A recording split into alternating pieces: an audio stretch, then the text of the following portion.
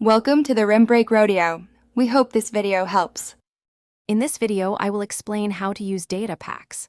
First, understand that data packs are small files that enhance your game by adding new content, like custom maps, items, or gameplay mechanics.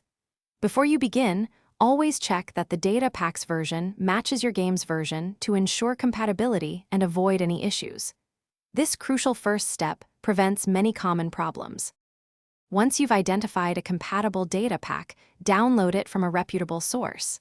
After downloading, you'll need to locate your game's save folder on your computer. Inside this folder, there's usually a specific subfolder named Data Packs or similar. This is where your downloaded file will go. Make sure to keep the downloaded file in its original compressed format, if applicable. Now, simply move the downloaded data pack file directly into the data packs folder you found. It's important not to extract or unzip the file, leave it as is.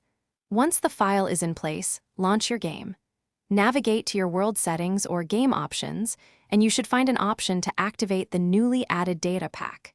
Select it to enable the new content. After activation, load your game world and verify that the new content from the data pack is present and working correctly. If you don't see the changes, try restarting your game entirely, as this often resolves minor loading issues. Double-check the installation steps if problems persist.